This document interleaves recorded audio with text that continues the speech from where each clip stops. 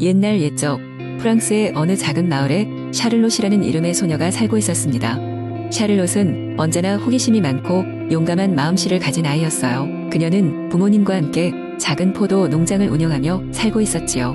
어느 날 샤를롯은 포도 농장에서 이상한 한 송이의 포도를 발견하게 됩니다. 그 포도는 마치 형형색색의 무지갯빛을 띠고 있었고 그 자체로 빛을 발하는 것처럼 보였습니다. 샤를롯은 이 특별한 포도를 부모님께 보여드리려 했지만 그 포도를 손에 쥐자마자 포도나무에 변화가 일어났습니다. 모든 포도나무가 갑자기 성장하기 시작하며 가는 덩굴들이 마치 살아 움직이는 것처럼 잎을 흔들고 있었습니다. 처음엔 겁이 났지만 샤를롯은 포도나무의 중심부에서 무언가 반짝이는 것을 발견하고 그것을 향해 걸어갔습니다. 그곳에는 작은 마법의 문이 있었고 문에는 용기 있는 자여 이곳에 들어오라라는 문구가 적혀 있었습니다. 샤를롯은 잠시 망설였지만 호기심을 이기지 못하고 문을 열고 안으로 들어갔습니다.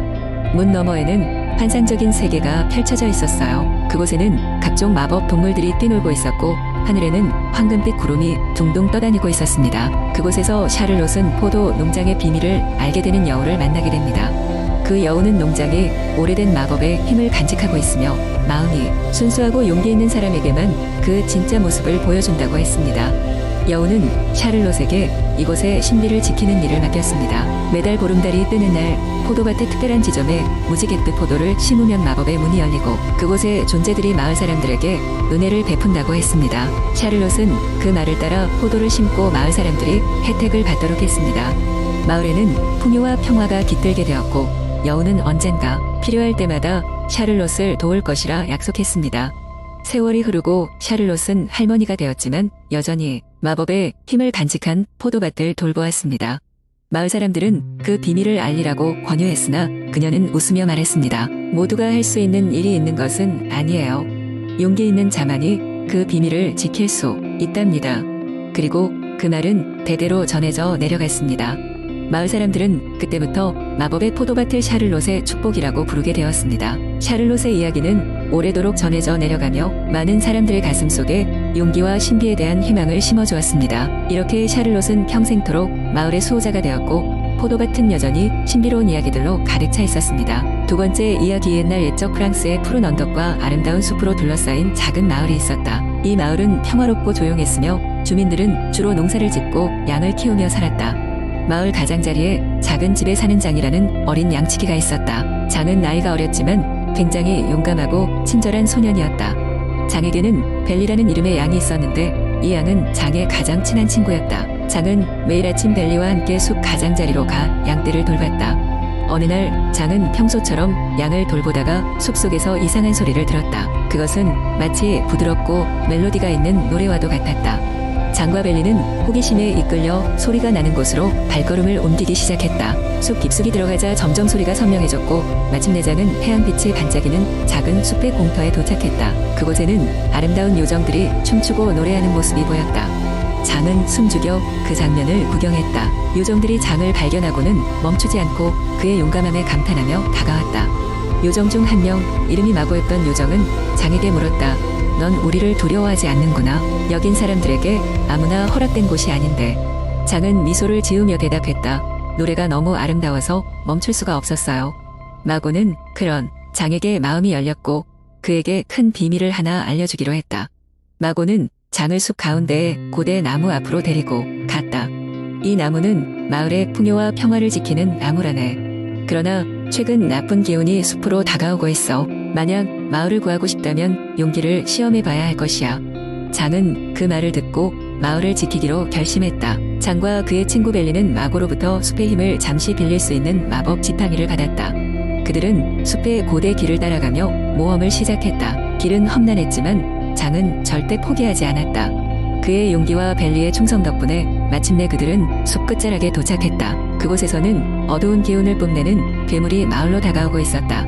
장과 벨리는 이를 간파하고 지팡이의 힘을 이용해 괴물을 물리쳤다. 마고와 다른 요정들은 이 용감한 소년과 양의 활약에 감명을 받아 장을 숲의 영웅으로 칭송했다. 마을에 돌아온 장은 많은 이들로부터 환호를 받았으며 그의 모험 이야기는 오랫동안 마을 사람들에게 전해졌다. 이후로도 숲은 변함없이 아름다웠고 마을 사람들은 언제나 그렇듯 평화롭게 살아갔다. 장과 벨리 역시 함께하며 어떤 모험이든 즐겁게 맞이할 준비가 되어 있었다. 세 번째 이야기 옛날 아주 먼 옛날 프랑스의 작은 마을 라벨에는 한 소년이 살고 있었습니다. 그의 이름은 피에르였고 그는 마을에서 가장 경험 많은 양치기였습니다. 피에르는 하루 종일 푸른 들판에서 양들을 돌보며 그들 사이에서 자유롭게 뛰노는 것을 즐겼습니다. 그의 양들은 매일을 피에르와 함께하며 평화로운 시간을 보냈습니다. 그러던 어느 날 피에르는 매일과 같이 양떼를 데리고 들판으로 나갔습니다. 그러나 그날은 아주 특별한 날이었습니다. 하늘에는 구름 한 점 없이 맑았고 따뜻한 햇볕이 대지를 비추고 있었습니다. 피에르는 양들과 함께 조금 더 멀리 나가보기로 결심했습니다. 청록색의 언덕을 넘어가던 피에르는 전에 가보지 못한 아름다운 숲을 발견하게 되었습니다. 숲속에는 높은 나무들이 하늘로 뻗어 있었고 새들이 노래를 부르고 있었습니다. 피에르는 양들이 충분히 풀을 뜯도록 여유를 주었고 호기심에 못 이겨 숲속 깊은 곳으로 걸어 들어갔습니다. 그는 나무들 사이를 거닐다가 작은 도랑을 발견했습니다. 그곳에서 반짝이며 흐르는 물을 보고 피에르는 그만 길을 잃고 말았습니다. 피에르는 즉시 돌아가려고 했지만 숲은 너무 넓고 복잡하여 어디가 어디인지 알 수 없었습니다. 그는 방향 감각을 잃고는 점점 불안해지기 시작했습니다. 그때 피에르 앞에 작은 요정이 나타났습니다. 그녀의 이름은 클로에였고 마치 빛처럼 환하게 웃고 있었습니다. 안녕하세요. 친절한 양치기 소년. 이렇게 걱정하고 있나요? 요정 클로에는 부드러운 목소리로 물었습니다. 피에르는 자신이 길을 잃었다고 설명했고 요정은 그를 도와주겠다고 약속했습니다. 클로에는 피에르를 따라오라며 숲의 비밀길로 안내했습니다. 그 길은 마치 마법에 걸린 것처럼 피에르가 전혀 보지 못했던 아름다운 경치를 보여주었습니다. 피에르는 요정과 함께 그 길을 걸으며 자신이 라벨로 돌아가야겠다고 결심했습니다. 숲을 빠져나오자 피에르는 자신이 양들로부터 그렇게 멀리 떨어져 있지 않다는 것을 알게 되었습니다. 마침내 피에르는 무사히 양떼로 돌아올 수 있었고 그의 양들은 여전히 풀을 뜯고 있었습니다. 요정 클로에는 피에르의 어깨를 툭 치며 그에게 작별을 구했습니다. 앞으로도 항상 조심해요. 용감한 양치기 소년. 그리고 자연의 소리에 귀 기울이는 법을 잊지 마세요. 그녀는 부드러운 목소리로 조언을 남겼습니다. 집으로 돌아온 피에르는 그날의 경험을 결코 잊지 않았습니다. 그는 자연과 요정의 도움에 대해 항상 감사한 마음을 가지고 살았습니다. 이 경험은 그에게 자연과의 조화로운 삶이 얼마나 중요한지를 깨닫게 해주었습니다. 그리고 그는 매일매일 양들과 안전하고 평화로운 시간을 보내며 가끔씩 숲의 가장자리에 서서 그날의 모험을 되새겼습니다. 네 번째 이야기 옛날 옛적 프랑스의 깊고 짙은 숲속에는 작은 마녀인 루시가 살고 있었습니다. 루시는 대대로 내려오는 마법의 비법서를 가지고 있었으며 그녀의 선대부터 숲의 균형을 지키기 위한 임무를 맡고 있었죠. 그녀의 집은 숲속 가장 큰 떡갈나무 아래에 자리 잡고 있었고 그 나무는 다른 나무들과 대화를 나눌 수 있는 특별한 나무였습니다. 어느 화창한 아침 루시는 숲을 산책하다가 이상한 소리를 들었습니다. 그것은 마치 누군가가 그녀에게 속삭이는 듯한 소리였죠. 귀 기울인 끝에 그녀는 떡갈나무가 자신에게 말을 걸고 있다는 것을 깨달았습니다. 루시, 숲이 위험에 처해 있어. 숲 깊은 곳에서 나쁜 기운이 쏟아지고 있단다. 그 원인을 찾아야 해. 떡갈나무의 목소리는 깊고도 오랜 세월의 지혜가 담겨 있었습니다. 루시는 곧바로 자신의 비법서를 꺼내들고 숲 깊은 곳으로 향했습니다. 숲을 가로질러 걷는 동안 그녀는 주변의 동물들과 식물들에게도 그 이상한 기운이 스며들지 않았는지 물어보았습니다.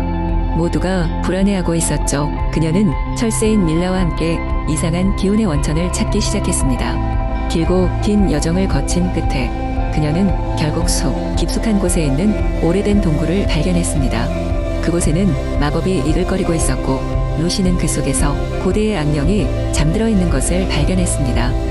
바로 숲의 균형을 깨뜨리려는 신비로운 존재 카르마르였습니다. 카르마르는 오래전부터 숲의 생명력을 흡수하여 힘을 키우려 하고 있었던 것입니다. 루시는 비법서의 도움을 받아 카르마르와 맞서 싸우기 시작했습니다. 그녀의 마법은 숲의 모든 생명체와 연결된 힘을 발휘하여 카르마르를 막아냈습니다. 마침내 그녀는 대협의와 희생을 거친 끝에 카르마르를 봉인하는 데 성공했습니다. 숲의 생명력은 다시 원래대로 돌아오고 떡갈나무는 깊은 감사의 뜻을 전했습니다. 그 후로 숲은 평화를 되찾았으며 루시는 이 사건을 통해 자신의 마법이 자연과 얼마나 깊이 연결되어 있는지를 깨닫게 되었습니다. 숲속의 모든 생명체들은 루시를 새로운 소재로 받아들였고 그녀는 숲을 사랑하고 보호하며 살아갔습니다. 그리고 그 이야기는 세대를 이어 프랑스의 많은 이들에게 전해져 내려오게 되었답니다. 다섯 번째 이야기 옛날 옛적 프랑스의 꽃내음이 가득한 작고 아름다운 마을에 빨간 모자라는 소녀가 살고 있었습니다. 그녀는 언제나 빨간색 모자를 쓰고 다녀서 마을 사람들에게 빨간 모자라는 별명을 얻게 되었습니다. 빨간 모자는 친절하고 용감하며 모든 사람들에게 사랑받는 소녀였습니다. 어느 날 빨간 모자의 어머니는 그녀에게 할머니에게 점심을 가져다 줄 것을 부탁했습니다. 그러면서 최신 파리 패션 신문도 함께 가져가라고 말했습니다. 할머니 댁은 마을 끝자락에 작은 오두막에 있었는데 그곳까지는 가까운 숲을 지나가야만 했습니다. 빨간 모자는 아침 일찍 준비를 마치고 할머니에게로 가는 길에 올랐습니다. 숲에는 크고 작은 나무들이 어우러져 있었고 새들은 아름다운 멜로디를 연주하고 있었습니다. 산들바람은 부드럽게 그녀의 피부를 스치며 어딘가 모르게 모험심을 자극했습니다. 하지만 빨간 모자는 길을 잃지 않도록 조심했습니다. 그런데 숲의 한가운데서 빨간 모자는 뜻밖의 파리지앵을 만났습니다. 그는 세련된 옷차림에 우아한 신발을 신고 있었으며 그야말로 모든 것이 완벽해 보였습니다. 파리지앵은 빨간 모자를 보고 말을 걸었습니다. 봉주루, 작은 아가씨, 이 아름다운 아침에 대체 어디 가시는 건가요? 빨간 모자는 잠시 멈춰 섰습니다. 안녕하세요. 저는 제 할머니께 점심과 신문을 가져다 드리러 가는 길이에요.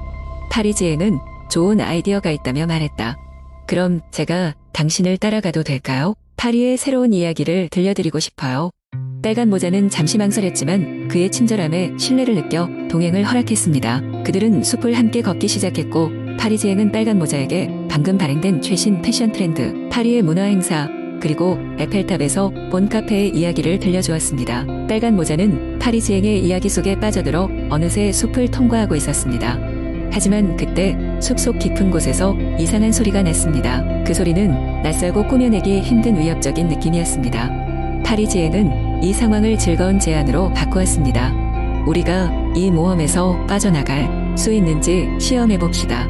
그의 긍정적인 태도는 빨간 모자에게 용기를 주었습니다. 그들은 함께 소리의 근원을 찾아갔고 다행히 그것은 이웃 마을 사람들이 동물 구출 훈련을 하고 있는 것이었음을 깨달았습니다. 빨간 모자는 안도의 한숨을 내쉬고 그들에게 감사했습니다. 이후로 그들은 할머니 댁까지 안전하게 도착했습니다. 할머니는 손녀와 파리지앵의 방문을 기뻐하며 그들에게 차와 샌드위치를 대접했습니다. 할머니는 파리지앵에게 그의 아름다운 이야기를 들려달라고 부탁했고 모두 즐겁고 유쾌한 시간을 보냈습니다. 그날 이후로 빨간 모자와 파리지앵은 좋은 친구가 되었고 숲을 통해 파리의 다양한 이야기를 나누었습니다. 그들은 서로의 세계를 이해하고 공유하면서 더욱더 두터운 우정을 쌓아갔습니다. 그리고 빨간 모자의 할머니는 그들이 전하는 이야기를 항상 기다리며 즐거운 시간을 보내곤 했습니다. 빨간 모자의 이야기와 파리지앵의 모험은 마을 사람들에게도 감명을 주었고 모두가 그들의 우정과 용감한 대처에 박수를 보냈습니다. 그리고 숲은 그들의 모험을 언제나 기억하고 있을 것입니다.